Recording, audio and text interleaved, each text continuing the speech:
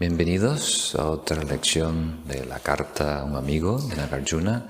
Estamos en la lección número 9, donde nos vamos a enfocar principalmente sobre samsara, empezando en el verso 65. Los que tenéis el libro, si no los voy leyendo. Empezamos. En este verso 65, Nagarjuna va a introducir, va a resumir el tema de samsara, una de las contemplaciones más importantes para todos los practicantes serios. Dice: buen señor, mi querido rey, desarrolla repulsión hacia samsara, la fuente de todos los diversos sufrimientos, tales como la pobreza de obtener lo que te gusta, la muerte, la enfermedad, la vejez. Escucha algo referente a sus defectos. Entonces, aquí Nagarjuna está resumiendo lo que es samsara, diciendo que son una colección de deseos frustrados. Vamos a comprender que samsara no es un lugar, no es un planeta, no es un universo, es un estado de conciencia, una manera de operar, una manera de ser, que está en contra de la realidad y por lo tanto produce sufrimiento, malestar. Y si no comprendemos la limitación de nuestra situación, no vamos a querer mejorar, no vamos a tener el impulso, la iniciativa para introducirnos profundamente en el camino espiritual. Entonces, cuando estamos contemplando samsara, la realidad samsárica, estamos en realidad contemplando lo que es la renuncia, que es una de las virtudes más importantes en el Dharma y yo creo que en muchas tradiciones. Renuncia quiere decir ir más allá o superar la felicidad mundana. Tan simple como eso. De alguna manera ya lo hemos hecho, porque estamos aquí reunidos, meditando, estudiando filosofía. Y esto no es para cualquiera. Podríamos estar en un bar, en un pub, en una discoteca, viendo un partido de fútbol, una telenovela de Venezuela. Entonces, si estamos aquí, quiere decir que esas otras actividades nos interesan menos, ya no están compitiendo a la par. A lo mejor en otra fase, en otra etapa de nuestra vida, sí. Pero hoy en día, lo que antes era música, ahora lo vemos como ruido, ¿no? ¿Tiene sentido? Entonces, renuncia no es escapar de la tentación de lo mundano, sino es con sabiduría, con una perspectiva muy amplia, comprendiendo las causas y condiciones, lo que está en juego, descartar, desinteresarnos por la felicidad mundana, por el entretenimiento mundano, por el placer mundano y los objetivos mundanos. ¿Tiene sentido? Entonces, cuando hablamos de renuncia, en realidad la contemplación tiene dos niveles. La semana pasada hablamos del primer nivel, que era descartar los 8 dharmas mundanos, quiere decir proyectos del ego para conquistar bienestar, seguridad, paz, felicidad, fama, pertenencias y demás. Ese es el primer nivel de contemplar con samsara. El segundo nivel no se limita a los proyectos mundanos de esta vida, sino es cortar la mentalidad de que por ahí afuera, eventualmente, de alguna manera, vamos a poder resolver el enigma. Vamos a encontrar un rincón en este planeta en donde va a ser una utopía. O, si no en este planeta, en otro planeta, en otras vidas, que vamos a encontrar un lugar idóneo de paz, de bienestar, de felicidad, de seguridad, manteniendo el ego, manteniendo esta postura egocéntrica, nuestro actual nivel de conciencia. Entonces este es el segundo nivel de contemplar samsara, que exige un poco más, comprender no solo nuestra vida, sino la esencia, la fórmula samsárica. ¿Tiene sentido? Entonces vamos a hablar de diferentes versos que señalan diferentes aspectos de samsara, por decirlo así. Y pasamos al 66. Puesto que un padre puede renacer como un hijo, una madre como una esposa, quienes han sido enemigos como amigos y también lo contrario. Debido a esto, no hay certeza alguna en todos los estados de samsara. Entonces, si creemos, si aceptamos, si reconocemos la reencarnación, es más fácil saber que nos podemos rotar papeles. Alguien en el que dependíamos de nuestra vida, que cuidaba y protegía de nosotros, a lo mejor en la próxima vida es totalmente frágil, vulnerable y nosotros le tenemos que cuidar a ello. Y alguien que es nuestro mejor amigo en esta vida, en la próxima puede ser un enemigo y viceversa. Entonces, si no aceptamos samsara, aún limitándonos a estos 70, 80, 90 años como terrícolas, podemos ver esto en juego. Las personas cambian, las relaciones cambian, hasta familiares. ¿Tiene sentido? Queriendo decir, no debemos apostar completamente en una relación. Que si tengo esta relación familiar, o esta relación de pareja, o esta relación de amistad, o esta relación con un amigo espiritual, un maestro espiritual, entonces estoy a salvo. Entonces estoy protegida. ¿Tiene sentido? Tenemos que aprovechar todas las relaciones, apreciarlas, ¿no? y conscientemente cultivarlas, pero sin dependencia, sin una expectativa exagerada, que esa persona va a lograr darnos esa sensación de estar completo, de tener seguridad, paz, acompañamiento hasta el final. Como dicen 99% de las canciones que escuchas en la radio. ¡Qué triste! Tanta energía, creatividad artística desperdiciada con rencores, venganzas, tristezas.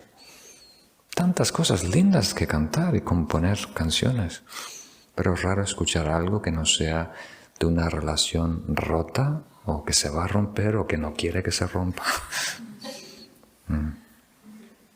Curioso. Entonces, si creemos en la reencarnación, en el renacimiento, o si no, si nos limitamos a esta vida, vemos las limitaciones de las relaciones. No quiere decir que tenemos que ser un ermitaño, no quiere decir que tenemos que ser un monje, una monja.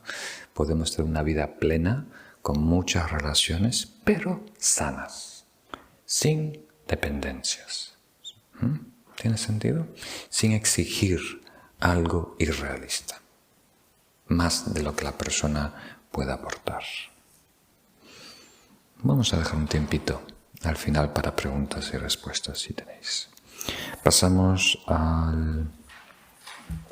Entonces, parte de este verso 66 es fútil tratar de estar en el equipo correcto. O sea, estar en el núcleo, un círculo íntimo de amistades, ¿no? Donde se hace un compromiso de sangre. Me contó Genpo Pema un relato reciente. Esto no es de 2 siglos ni 3 siglos.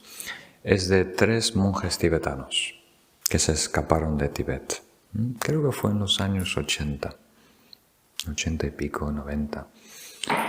Y es una odisea salir de Tibet. Hay que ir caminando por las montañas más altas del mundo sin equipamiento ni nada. Te puede atrapar la policía, te puede matar el ejército chino y demás. Entonces hicieron un voto de lealtad, ¿no? Se hicieron, de ahora en adelante vamos a ser amigos de sangre, más que familia, y vamos a proteger, a apoyarnos, a cuidarnos para siempre. Entonces llegaron eventualmente a la India, se inscribieron en una universidad monástica y fueron muy buenos estudiantes los tres, se destacaron. Y el abad de ese monasterio era muy tradicional, tan tradicional que no anunciaba con anticipación individualmente quién va a ser el que va a heredar el trono o el puesto de abad, ¿no? Él ya estaba muy viejito, se iba a jubilar, entonces era el tiempo de elegir quién iba a asumir su posición y ser el cabeza, ¿no? Entonces, y yo lo he visto pasar 2 veces, ¿no? En el medio de una asamblea, oraciones, de repente el maestro dice, bueno, quería, de paso, ¿no? Quería mencionarles que de ahora en adelante él va a ser el abad. Y mencionó uno de los 3 amigos. De ahora en adelante, Nahuan va a ser el abad y va a asumir mi puesto, mi posición.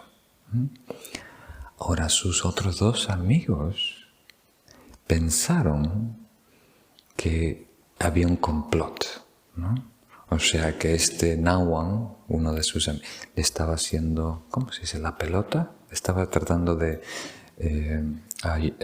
hacerse amigo del abad para asumir el puesto sin decirle nada. Entonces lo enfrentaron y dijo, ¿cómo no nos has dicho que tú ibas a ser el próximo abad, ¿no?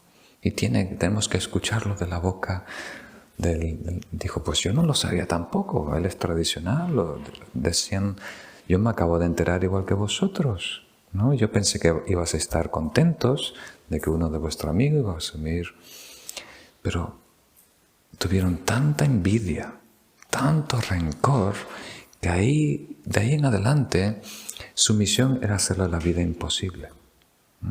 Ponerle trabas, crear obstáculos, conflictos, hasta que finalmente se tuvo que ir. No podía asumir la posición, no podía ejercer ese cargo, ¿no? Desarrollar ese papel. Y se tuvo que marchar de una manera muy triste. Y no solo se rompió ese proyecto, ese papel de liderazgo, pero también se rompió esa relación de amistad que habían formulado. ¿Tiene sentido? Entonces, nada es 100% fijo. No podemos apostar, depender exclusivamente en eso. Muy bien, pasamos ahora al verso 67. Cada uno de los seres ha bebido más leche que agua hay en los 4 océanos, y permaneciendo en samsara, renaciendo como seres ordinarios, aún se ha de beber una cantidad mucho mayor.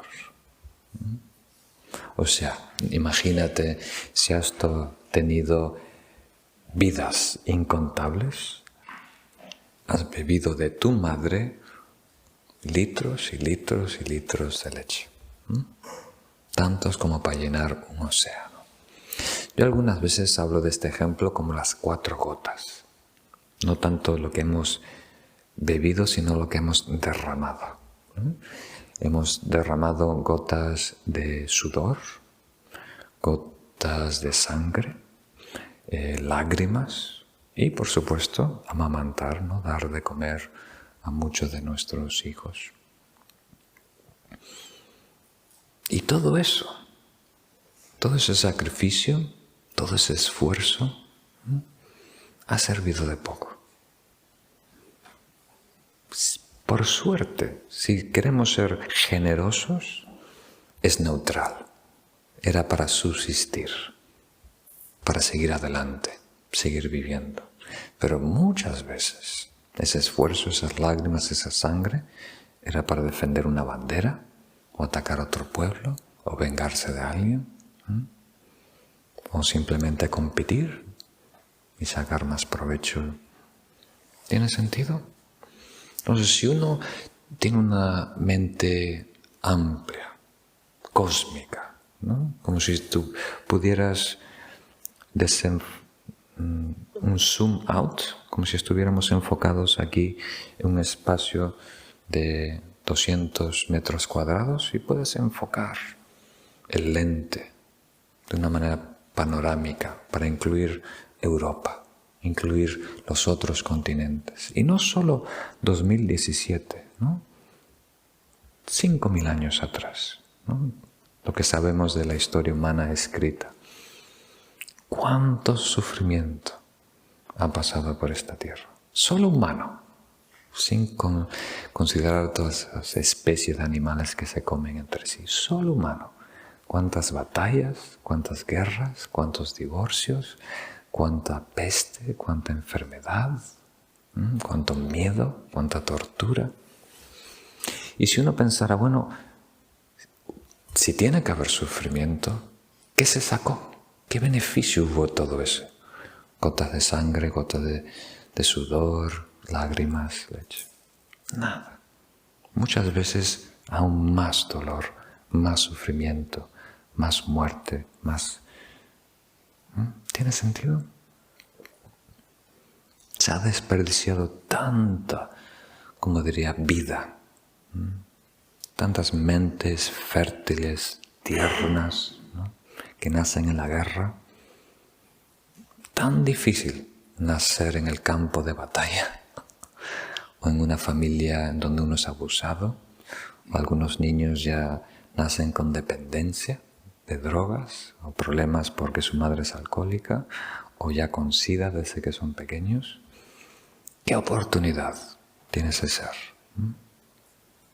¿Tiene sentido?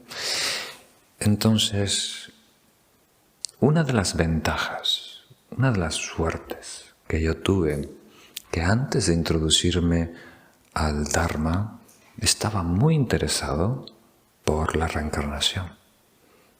Empecé a leer libros a los 11, 12 años en Estados Unidos, todo lo que encontraba sobre la vida después de la muerte. Entonces estaba muy empapado en el tema, ¿no? Leyendo algunos libros apócrifos, ¿no?, de la Biblia, en donde antes existía la reencarnación, algunos académicos, científicos que estudian en niños antes de los 7 años, que recuerdan sus vidas pasadas, dicen nombres, direcciones y van a comprobar esos datos. Algunos que hacen retrocesos de reencarnaciones. Y es muy interesante, ¿no?, cuando uno de alguna manera comprende los ciclos de vidas en las que ciegamente, como un remolino, estamos atrapados. Es tan raro encontrar una encarnación de apertura, una encarnación donde la conciencia empieza a despertar, ¿no?, interesarse por el desarrollo espiritual consciente, tener acceso, ¿no?, a maestros, a un camino profundo que coincida con paz, con salud, con inteligencia, que coincida todo eso. Casi imposible. La mayoría de las vidas no dejan huella, ni para bien ni para mal. Son completamente nulas. Es simplemente subsistir, seguirle las huellas a la tribu, ¿no?, ¿cómo se dice?, a las otras ovejas del rebaño, y no se destaca ni para mal ni para bien. No hay ninguna impresión, ningún cambio sustancial. ¿Tiene sentido? Entonces esta contemplación nos está invitando a reflexionar y saber situarnos. Eso es una de las palabras que más me gusta en castellano. No la tenemos en inglés. Kind of situate yourself, pero no tiene esa connotación. Saber situarnos, no solo en un ambiente social, sino situarnos en el camino espiritual y reconocer lo privilegiado que somos. Han coincidido tantas cosas de una manera tan peculiar para que uno tenga acceso a un camino profundo. Muy bien, entonces por favor contemplar este verso 67, cuantificando la leche, cuantificando la sangre, cuantificando el sudor, las lágrimas, y en el próximo hasta los huesos. Dice, un montón de huesos de cada uno de los seres tendría una altura igual o incluso superior al monte Meru. Para contar el linaje de madres, o sea, todas las madres que uno ha tenido, con piedras del tamaño de una valla de enebro. La superficie entera de la tierra no sería suficiente. Entonces antes eran gotas, ahora los huesos, los cadáveres de todas nuestras vidas, si fueran apilados, sería más grande que todo este planeta. Queriendo decir todas las enfermedades que pasamos, todas las cirugías, todos los partos, todas las muertes, todas las tragedias, todas las guerras, todos los ataques, todo eso, ¿no? Miles y millones de veces sin provecho, sin sacarle algún beneficio. Porque hay algunas tradiciones que dicen el sufrimiento es vehículo de conciencia, que por el hecho de sufrir uno adquiere sabiduría y despertar. Pero vemos que no es así. El sufrimiento por sí solo no nos despierta. Tiene que coincidir con sabiduría que reconoce el problema, que reconoce la lección. ¿Tiene sentido? Ahora que estamos un poco informados, ahora que estamos un poco conscientes, igual no aprovechamos mucho nuestro sufrimiento. Tropezamos con la misma piedra muchas veces. Así que imagínate cuando estamos alfabetos, cuando no hay educación espiritual, en medio de guerras, de tragedia. Nos hace más brutos normalmente cuando estamos sometidos al sufrimiento, no más nobles. Muy bien, el verso 69. Entonces, esta sesión y la próxima, Nagarjuna nos va a dar fuerte. Así que asegúrense.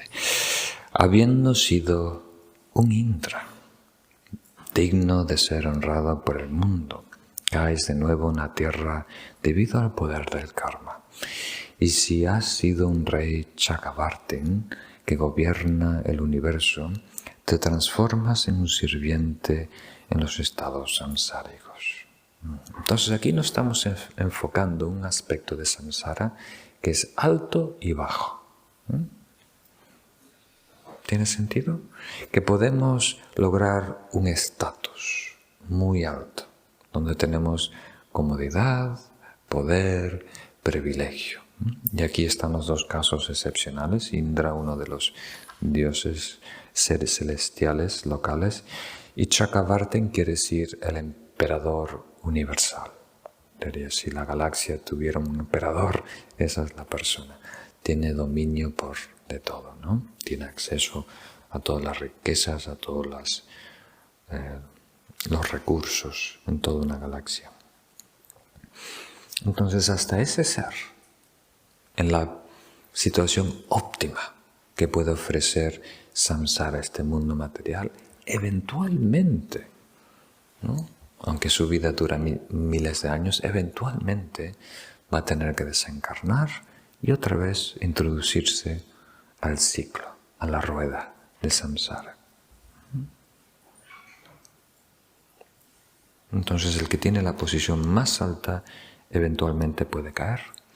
Y hoy lo estamos viendo, no sé cuándo tú estás viendo esto, pero hoy en día en Estados Unidos hay muchos ejecutivos de la industria del cine que están siendo, como diríamos, públicamente avergonzados por acoso sexual y otras mala conducta sexual que han tenido. Ahora, eso existe en todas las industrias, en todos los países y en todos los tiempos. En el cine, en ese ambiente, coincide que son ahora las mujeres más poderosas. Tienen una posición de mucho poder, entonces ellas son la vanguardia, ¿sí? Las pioneras en traer este problema a la audiencia pública. Y después serán lo que son las ejecutivas, la industria, ¿no? Que tienen mucho poder. Pero hay miles y millones de mujeres que no tienen poder, ni voz ni voto. Nunca en esta vida van a poder declarar públicamente lo que han pasado, todo el sufrimiento, todo el dolor, todo el abuso. Algunas veces ni a sus amigas, por miedo de ser asesinada. ¿Tiene sentido? Entonces, hoy en día vemos que estos ejecutivos, que son como dioses, realmente, porque no solo tienen millones y millones de dólares o euros, ejercen mucho poder, juegan con personas, le hacen hacer lo que quieren, como quieren, para que conquisten el papel de la película o demás. Y hacia esas personas, en el cabo de un día, se convierte en la persona más desgraciada. Que nadie quiere hablar, todo el mundo está alejándose, ¿no?, de esa persona, borrando sus teléfonos, sus correos, sus mensajes, cortando todos los lazos.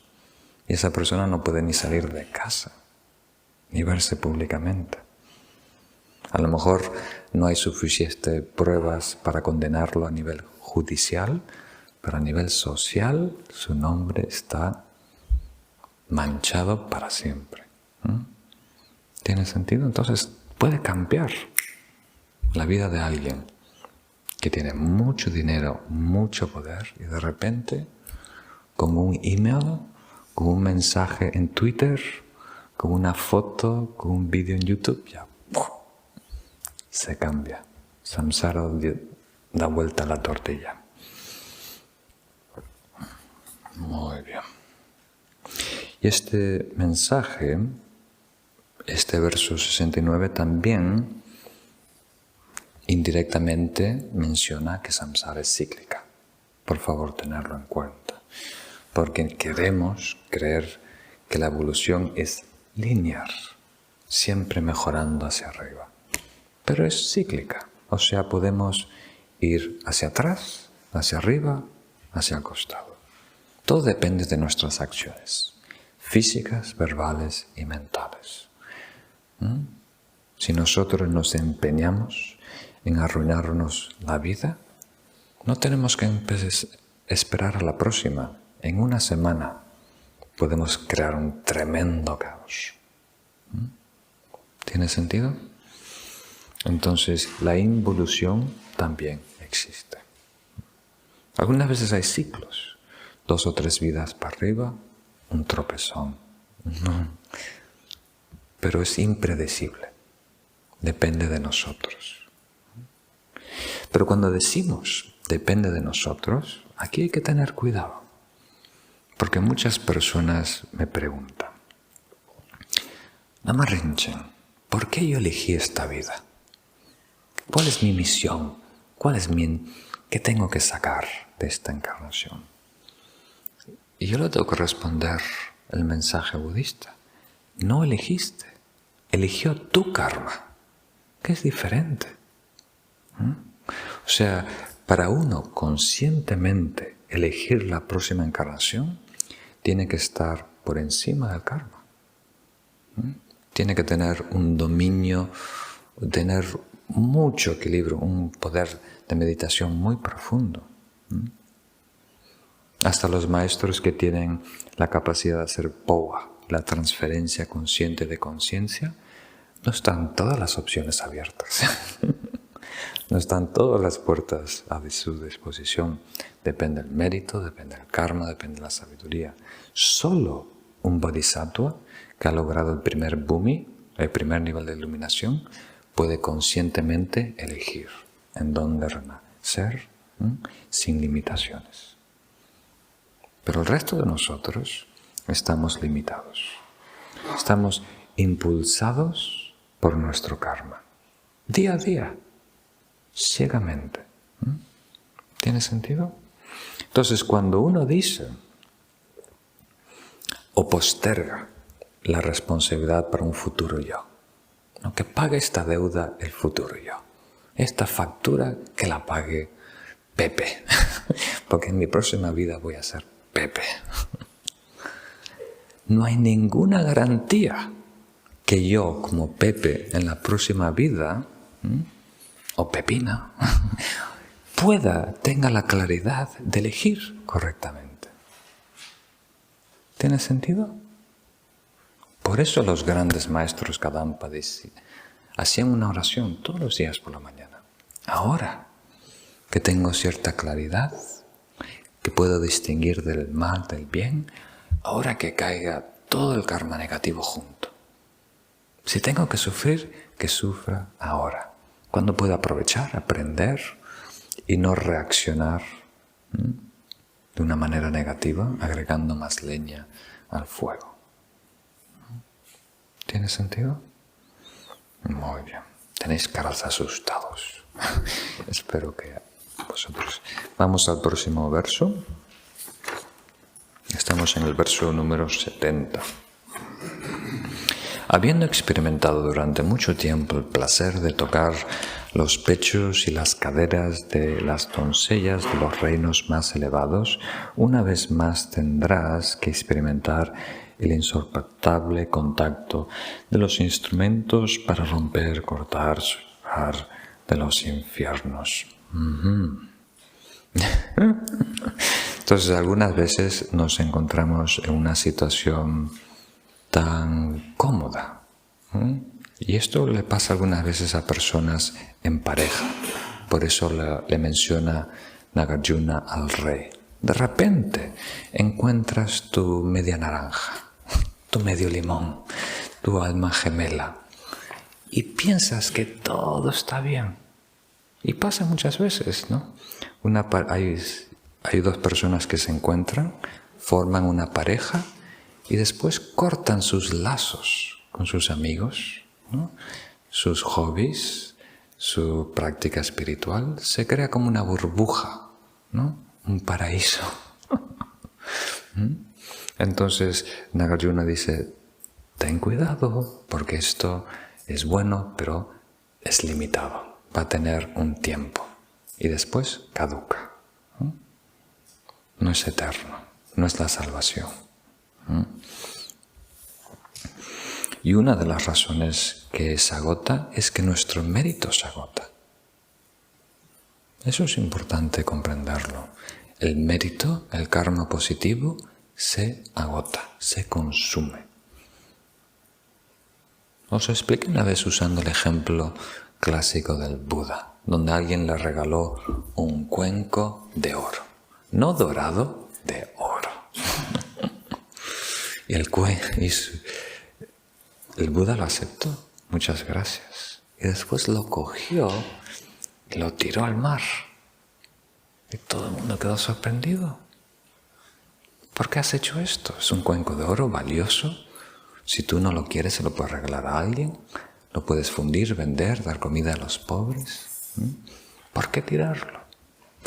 Y dijo el Buda, lo acepté para que esa persona cumpliera su karma, ¿no? Porque cuando el karma se completa con la aceptación, se convierte en un karma de 4 factores completo, ¿no?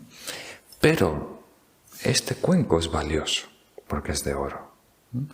Y como es una posesión del Buda, es más valioso. Las personas lo van a perseguir. Y si yo no hago este cuenco desaparecer, van a haber guerras en el mundo, matanzas para conseguir este cuenco. ¿Por qué? Porque nadie tiene el mérito para sostenerlo. Entonces hay el mérito para sostener el cuenco un segundo, el mérito para sostenerlo una hora, el mérito para sostenerlo un día. ¿Tiene sentido? Entonces, uno tiene que tener mérito para ganar el gordo a fin de año. Y después cada mes tener el mérito suficiente para tener esa riqueza y sostenerla.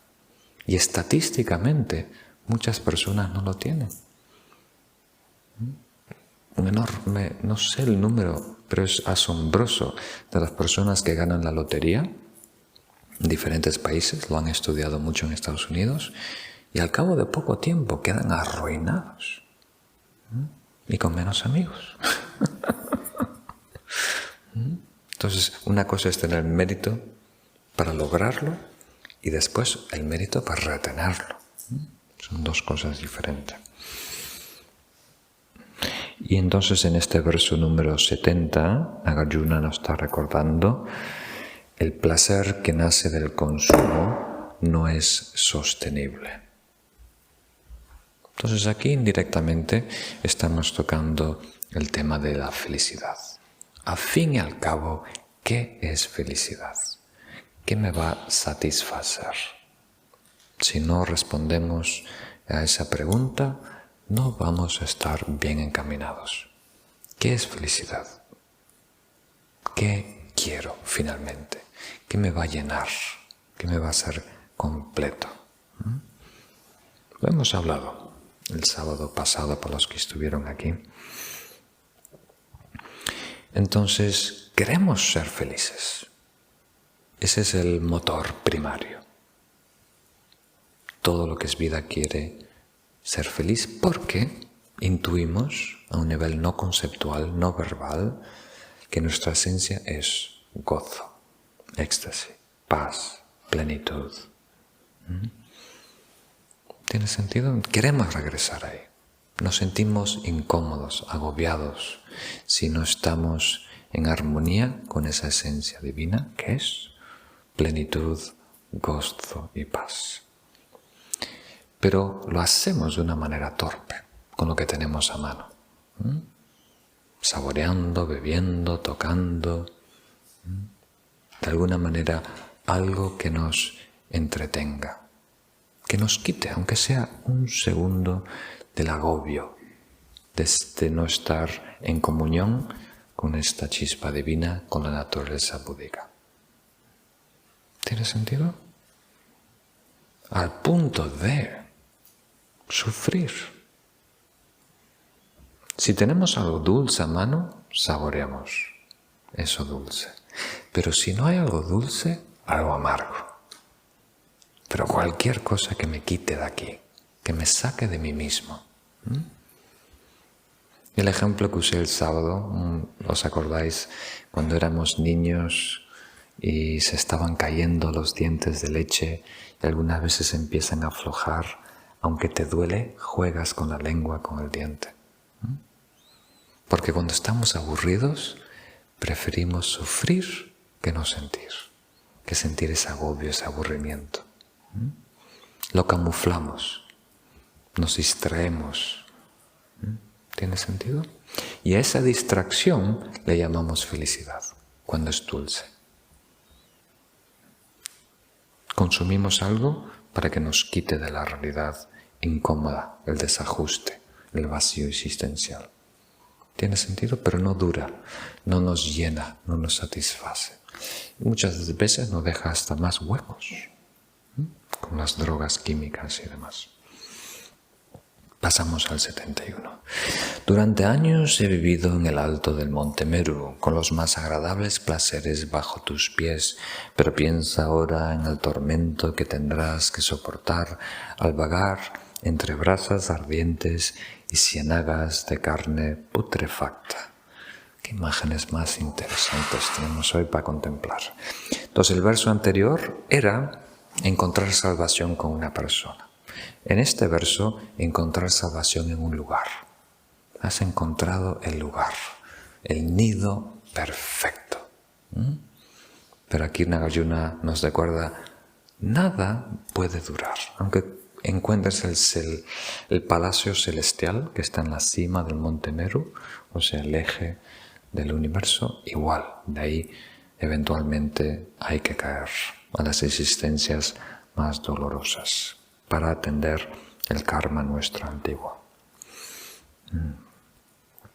El 72 nos dice, aquellos que jugaron en el jardín del gozo y que fueron servidos por doncellas celestiales en la arboleda de la belleza, volverán de nuevo a los bosques de árboles cuyas hojas cortan como espadas y les cortarán los pies y manos y orejas y nariz.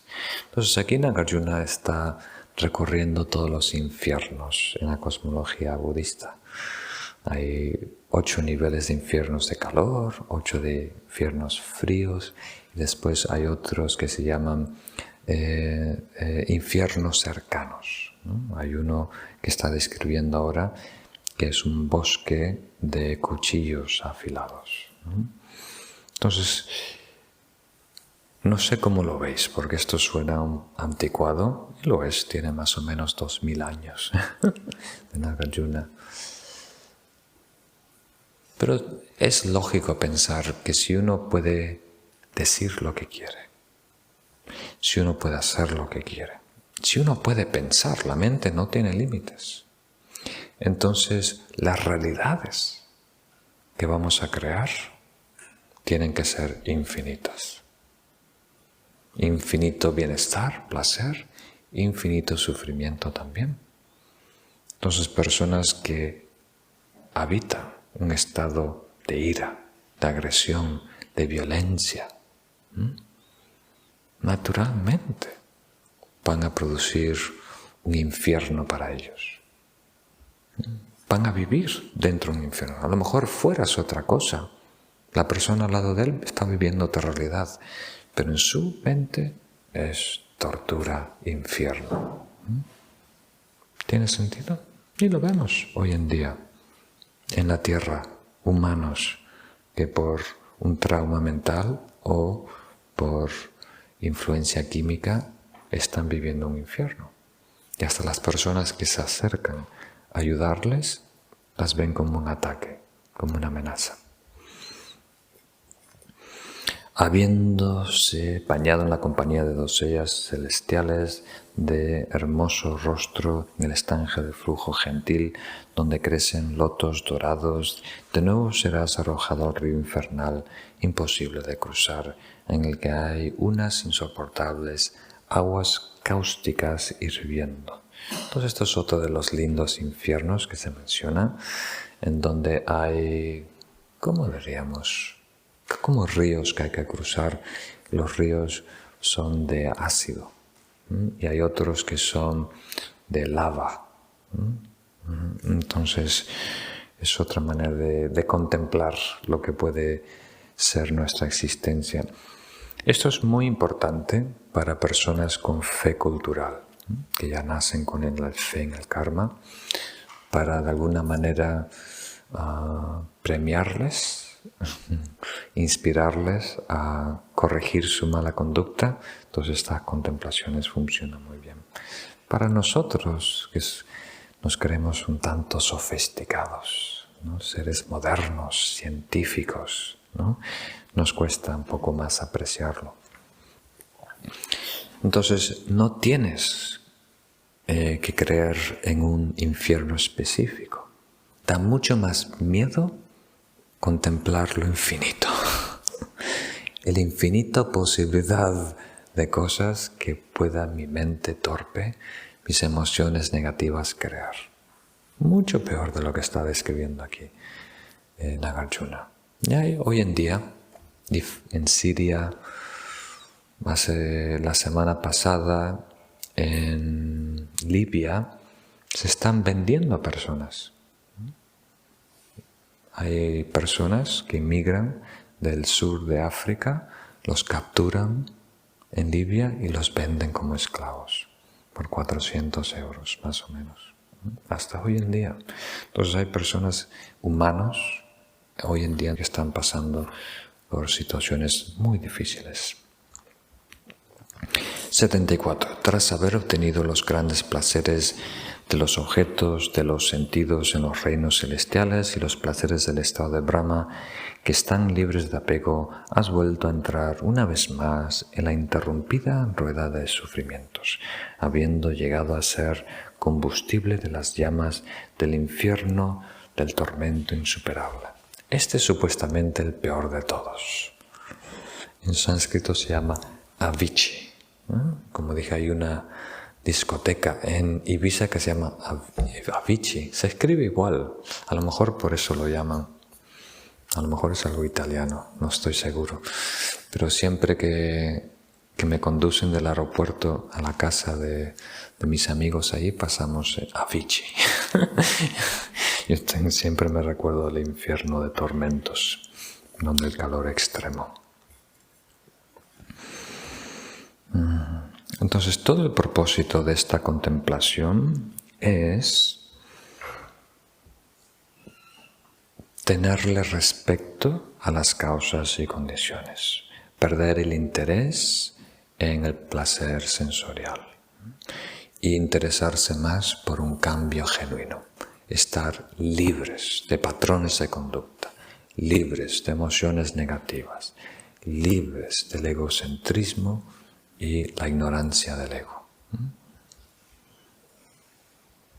Y el 75 nos dice, habiendo obtenido el estado de un sol o de una luna, en los que la luz de tu cuerpo ilumina incontables mundos, una vez más entrarás en el dominio de la oscuridad y entonces ni siquiera podrás ver tus manos extendidas.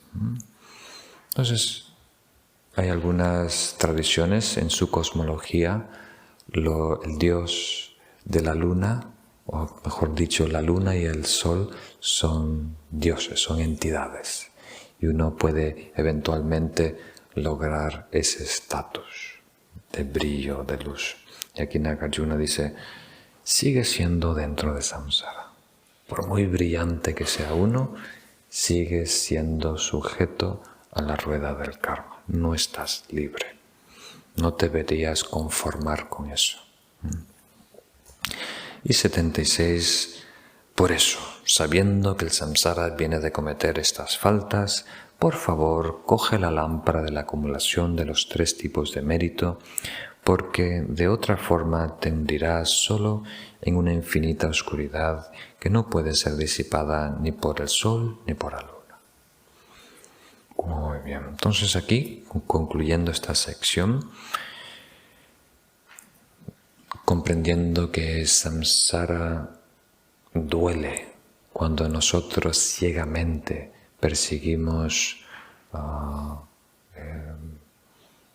como diríamos, placeres temporarios como si fueran últimos, entonces debemos enfocarnos en vez en los 3 tipos de mérito.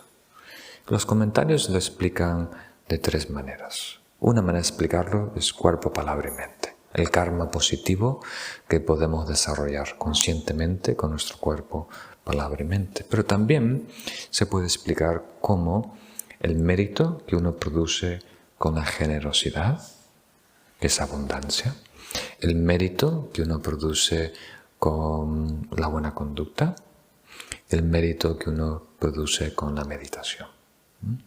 O sea, 3 formas de generar mérito. El reto que tenemos cada uno es aprovechar estas enseñanzas del Buda y en sus analogías buscarla en sentido, algo que nos motive a nosotros en desinteresarnos de una felicidad pobre, mundana, temporaria, e interesarnos en una felicidad que sea más genuina, más sostenible, más sublime, más sutil, más pura. Sí. Con una buena conducta, con una generosidad, o sea, estas formas de acumular mérito, si no te desvías del camino de acumulación de mérito positivo, ¿cómo se va a agotar? Eso es mi primera pregunta. Y después lo que ha comentado, que la gente le pregunta, o que hay gente que le pregunta, que por qué he elegido esta vida, cuál es mi propósito, cuál es mi misión o qué debo de hacer, que es un poco difícil que alguien se lo pueda decir a otra persona, entiendo yo. Y usted dice que es el karma el que le ha elegido. Entonces me cuestiono el para qué. O sea, el karma lo que hace es elegir para que tú aprendas algo y de alguna forma superes o avances o te neutralices.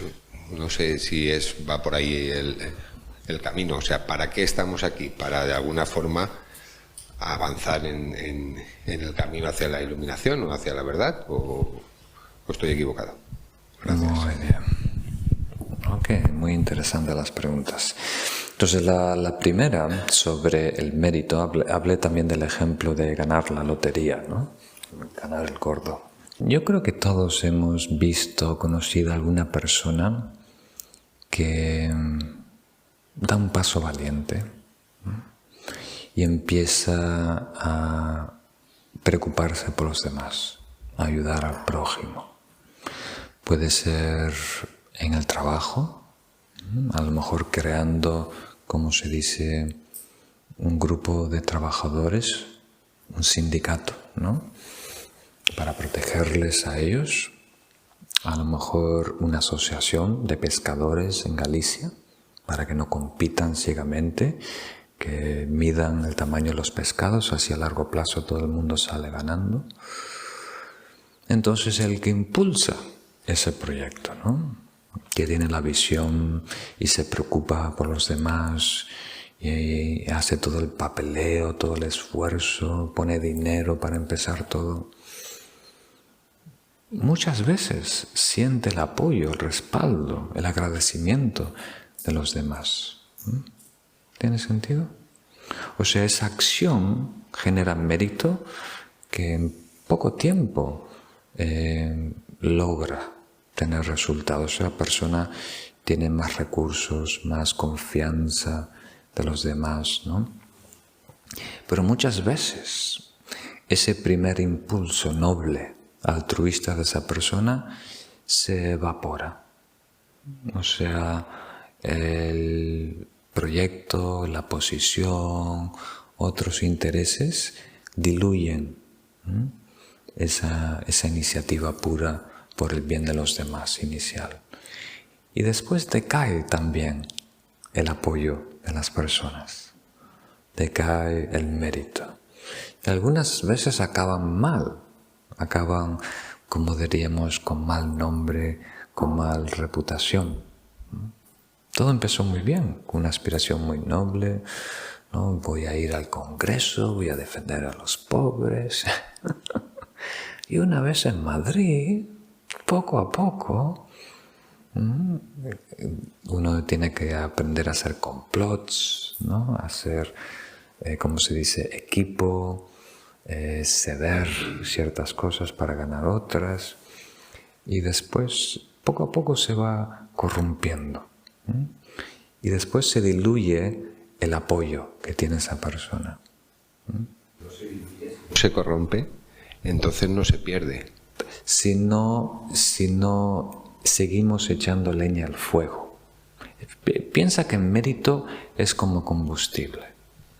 Entonces uno tiene leña para hacer una hoguera, pero va quemando, va ardiendo. O sea, el fruto tiene que salir de la tierra, la semilla, todo es energía. Entonces esa energía tiene que estar continuamente restablecida, animada. Uno tiene que continuar actuando, diciendo, pensando en torno a ese impulso inicial. No es una máquina de energía perpetua, que le das un pequeño impulso y después continúas solo con imanes.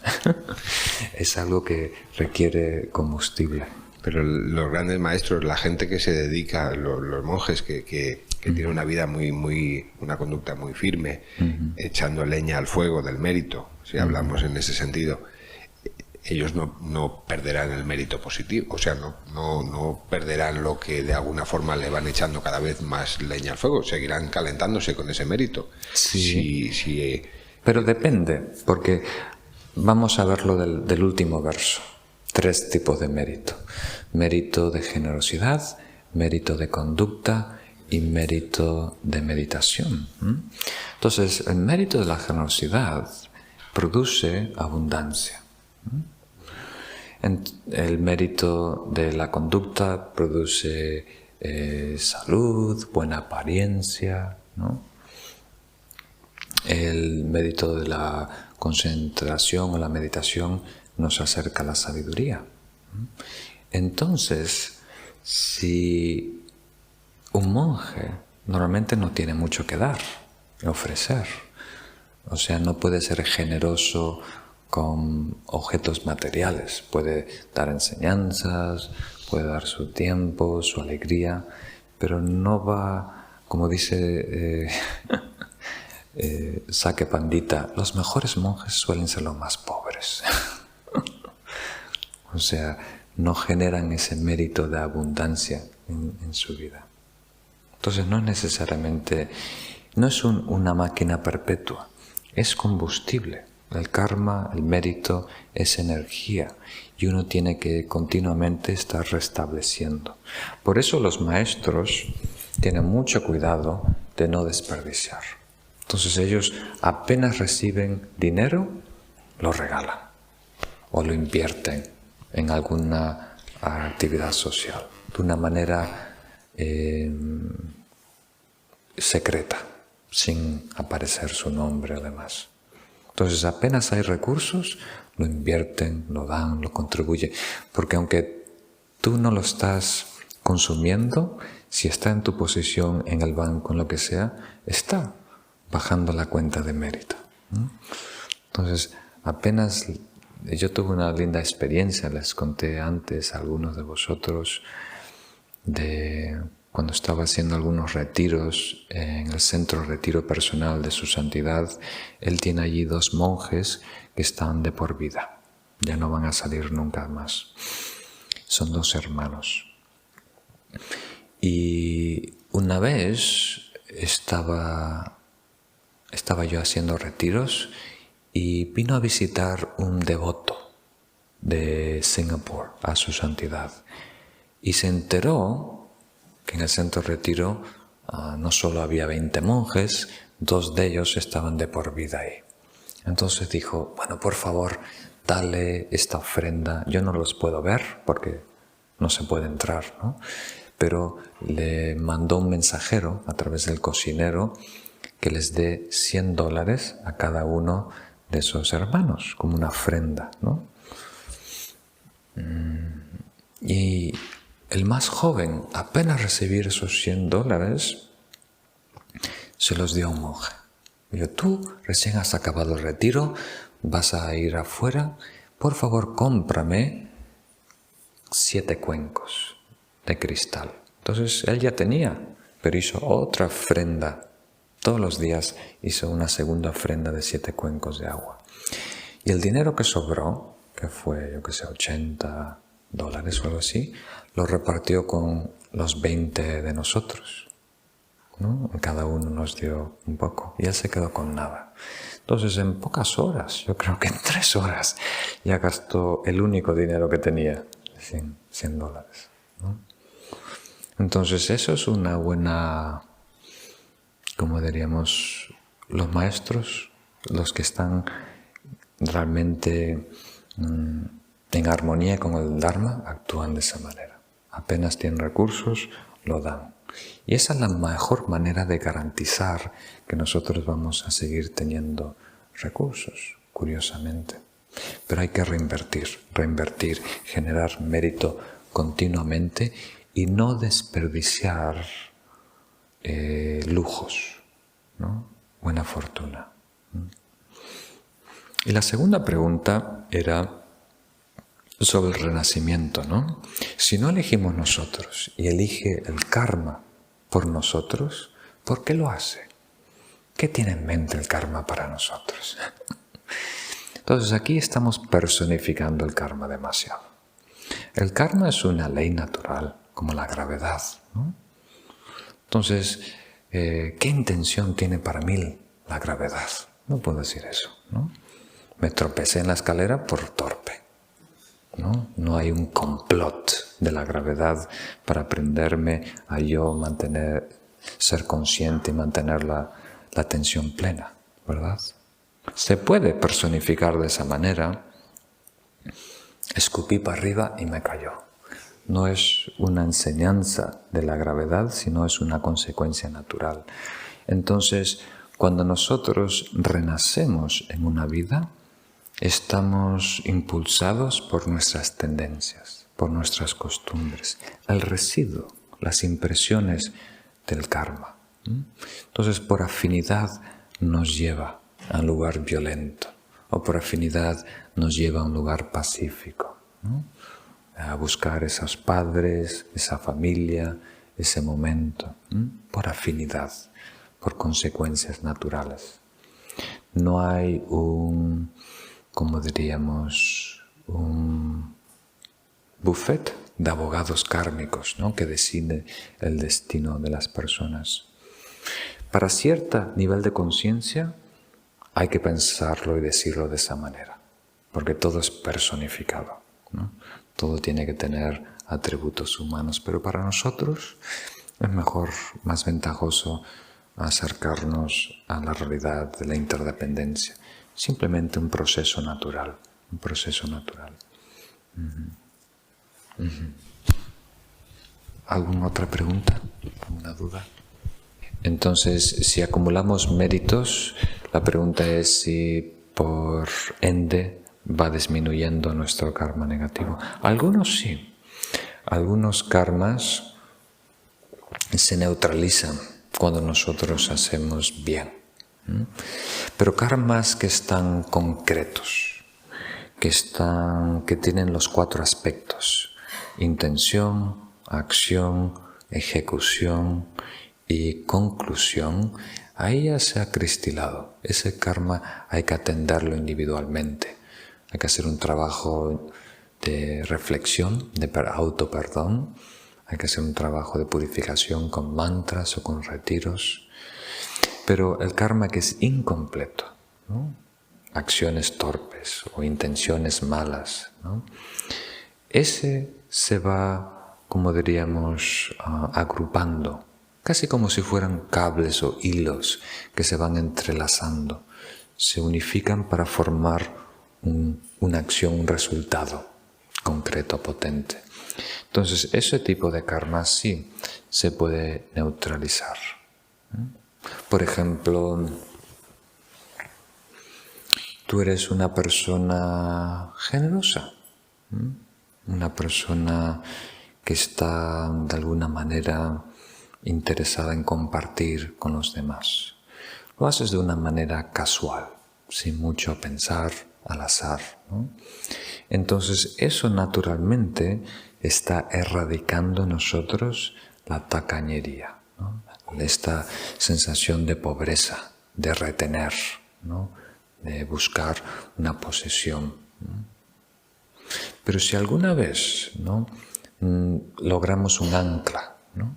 En el sentido de que yo voy a conquistar esto, que me va a dar seguridad, ¿no? Lo pensamos de una manera premeditada, actuamos, lo conseguimos y después concluimos, nos alegramos.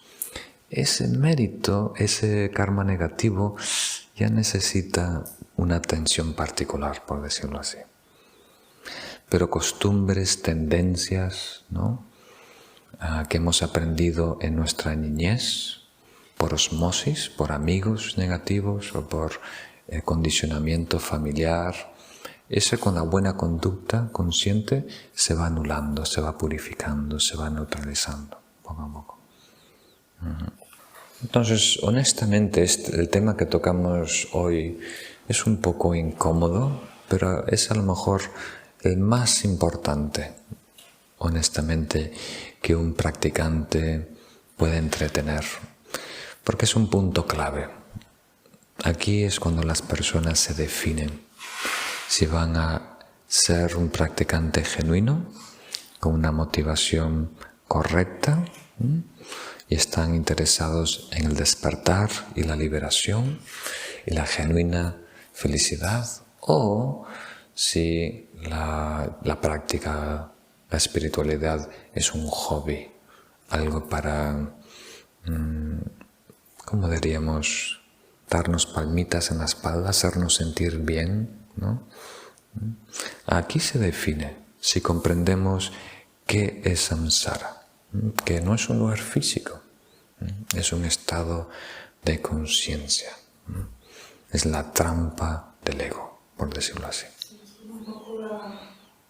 Por una parte es un estado de nuestra conciencia y entonces existe por nuestra propia creación, si no existiría. Pero por otra parte aprendemos conseguir algo fuera en nuestra sociedad, ¿no? Todo el tiempo aprendemos que lo que necesitamos que aprender de niños, conseguir algo fuera. Entonces buscamos estas cosas que dice que esto no es la felicidad. Y es como una situación muy difícil para un ser humano entender la trampa de realmente lo que ocurre fuera y lo que buscamos es algo que nosotros producimos con nuestra conciencia. Sí. Entonces, esto es lo más difícil, casi imposible de entender. Es casi imposible. Por eso cuando de repente en una encarnación estamos más o menos vislumbrando que la felicidad no va por ahí, la plenitud, la vida no va por ahí, eso es una oportunidad que no se debe desperdiciar. Entonces es difícil por varias razones, ¿no? Primero porque hay pocos referentes o modelos. Samsara es la única opción en el horizonte, en el radar, ¿no? No tenemos en nosotros otras formas, referentes, modelos, ejemplos. Otro es que samsara funciona, tiene cierto nivel de funcionamiento. No es todo caos, no es todo sufrimiento. O sea, el ejemplo que yo doy es el casino, ¿no? El casino de vez en cuando te deja ganar. Si perdieras siempre nadie iría al casino, ¿no? Pero el juego está trucado. La banca a largo plazo siempre gana. Dependiendo del juego, 51%, 55%, pero siempre tiene que ganar. Entonces, si uno es egoísta, uno sale para adelante a corto plazo, ¿no? Hay tantas cosas ricas que realmente nos pueden dar felicidad, ¿no?, en el mundo.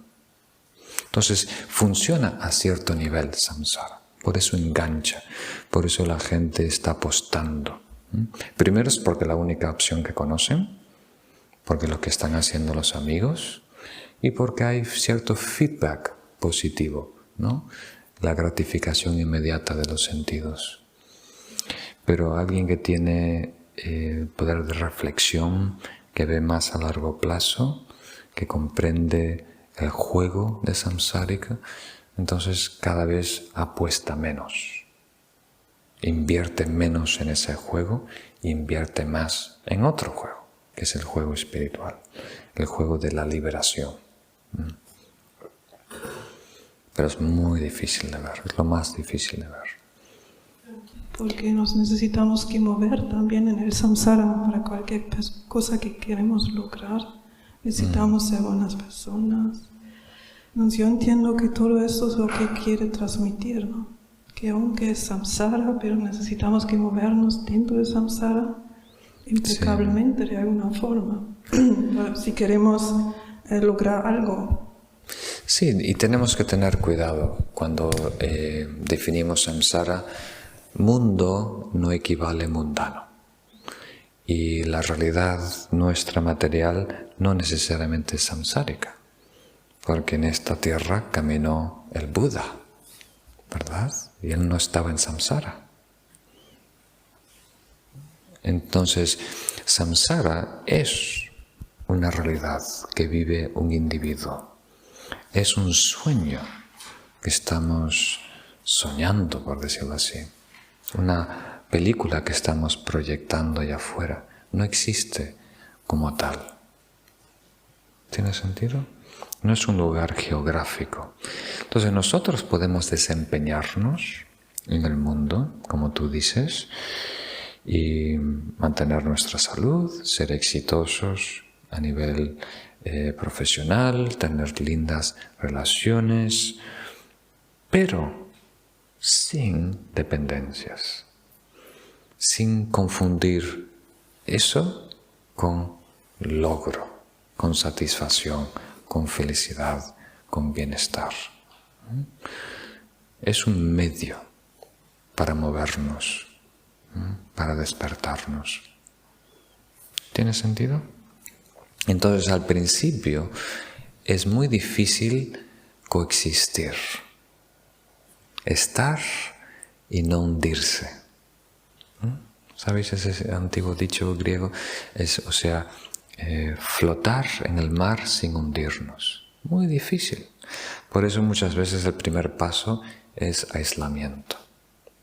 Alejarse un poquito primero solo para sanarse, para tener las cosas claras dentro.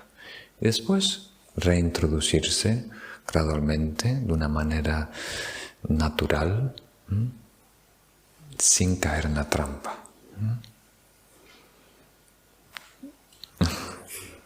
¿Cómo? Sí. Sí, entonces hay una manera de estar en el mundo sin ser del mundo. Ese creo que es una expresión española.